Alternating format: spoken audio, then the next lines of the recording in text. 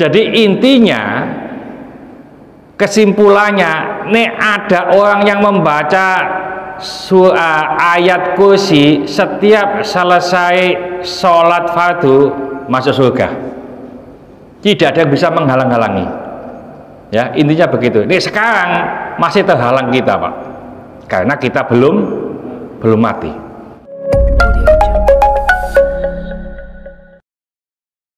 Assalamualaikum warahmatullahi wabarakatuh. Bismillahirrahmanirrahim.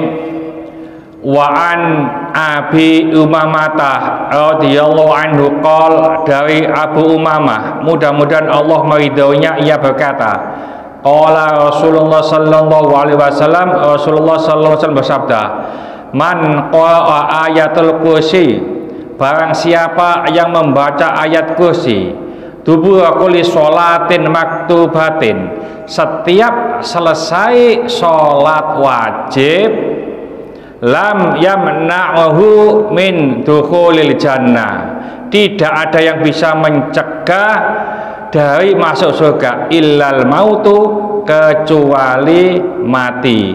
Rawahun Nasa'iyu wa shahahahu Ibnu Hibban. Jadi hadis ini hadis sahih menurut Ibnu Hibban. Barang siapa yang membaca ayat kursi setiap selesai sholat maktubah seperti tadi, ya, yang dibaca dipimpin oleh Abbas Solihin, ya, tidak ada yang bisa menolak, mencegah, ya, menghalang-halangi masuk surga kecuali mati. Maksudnya begini, orang yang belum mati itu tidak bisa masuk surga.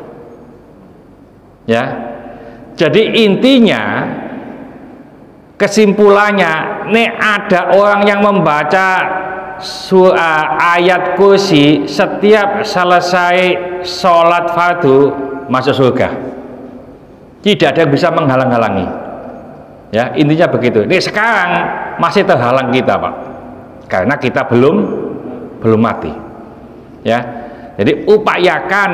Wazada fi Tabaraniyu, dan menurut riwayat Tabarani, ya, Tabarani ada tambahan wa qul huwallahu ahad, dan bacaan qul huwallahu ahad, ya. Jadi paling tidak kita baca ayat kursi. Upayakan setiap selesai sholat fardu kita membaca ayat kursi, dan tidak ada yang bisa menghalangi kita masuk surga, ya. Jadi kalau kita terbiasa telah membaca ayat kursi itu kan mudah, Pak, ya. Termasuk ngapunten, kita dianjurkan untuk meruqyah diri sendiri, ruqyah mandiri, supaya kita tidak gampang dihinggapi oleh makhluk halus, diganggu oleh makhluk halus. Boleh kita meruqyah diri sendiri dengan apa? Pertama, bacaan Fatihah. Kedua, kulhu. Ketiga, falak. Keempat, nas, qul a'udzu birabbin nas. Lalu ayat kursi. Ya, setelah ayat kursi, terus 3 ayat terakhir dari surat Al-Baqarah, lillahi ma fis samawati, dan seterusnya itu sampai habis. Ya, itu dibaca menjelang maghrib. Ya, menjelang maghrib, Pak. Jadi jam 5 boleh, pokoknya sebelum maghrib kita upayakan. Ternyata apa di dalam hadis itu disebutkan begini, Rasulullah menyampaikan, masukkanlah anak-anakmu, masukkanlah hewan peliharaanmu menjelang maghrib, karena itu keluarnya setan, keluarnya bungsu halus itu menjelang maghrib. Oleh karena itu menjelang maghrib perlu kita pagari, Pak, kita ruqyah diri kita. Di samping menjelang maghrib diulang mau tidur, ya. Jadi diulang mau tidur yang tadi itu. Cuma yang mau tidur itu kulhunya 3 kali. Ya, jadi kulhunya 3 kali karena Rasulullah berpesan kepada Sayyidatina Aisyah, kalau kamu sebelum tidur jangan lupa pertama yaitu bersedekah. Kedua yaitu menghatamkan Al-Qur'an. Ketiga menolong sesama orang muslim. Jadi sebelum tidur itu minimal 3 itu harus dilakukan, Pak. Apa?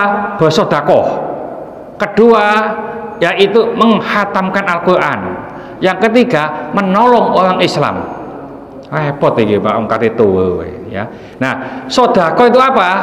Membaca tasbih. Subhanallah, subhanallah, subhanallah. Itu sedekah. Yang kedua, menghatamkan Al-Qur'an, yaitu dengan membaca kulhu 3 kali. Itu menghatamkan Al-Qur'an. Yang ketiga, menolong sesama orang muslim, yaitu mendoakan Allahumma fir lil muslimina wal muslimat wal mu'minin wal mu'minat al ahya minhum wal amwat. Itu setiap mau tidur ya. Jadi Fatihah kulhu 3 kali, Falak, Nas, ayat kursi, lalu lillahi ma fis samawati. Terus ditambah subhanallah subhanallah tadi 3 kali tidak apa-apa, terus ditambah mendoakan orang yang mau meninggal ya. Terus ning iso ya maca surat Al-Mulk lah ya 30 ayat. Juga tuh Pak sesuai Pak ya. Nah ini kita upayakan insya Allah bangsa-bangsa halus ini tidak akan menghinggapi kita. Umpamanya anak-anak kita ya yang ingin kita ruqyah tidak apa-apa dengan bacaan ini ya. Ini baca ayat kursi dan ini maksud manfaatnya banyak sekali ayat kursi. Ada mudah-mudahan sedikit ini dibarengi hidayah dari Allah Subhanahu wa taala.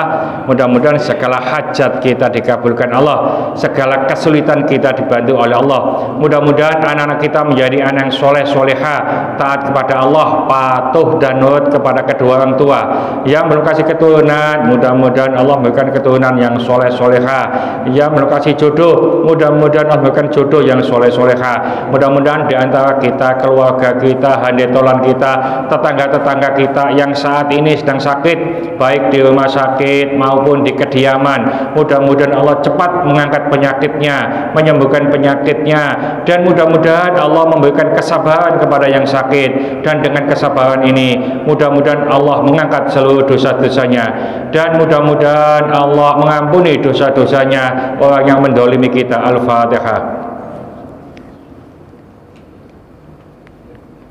Bismillahirrahmanirrahim. Wal 'ashri innal insana lafi khusrin illa alladziina aamanu wa 'amilus sholihati wa tawassaw bil haqqi wa tawassaw bis sabr. Subhanakallahumma wa bihamdika asyhadu an la ilaha illa anta astaghfiruka wa atubu ilaik. Assalamualaikum warahmatullahi wabarakatuh.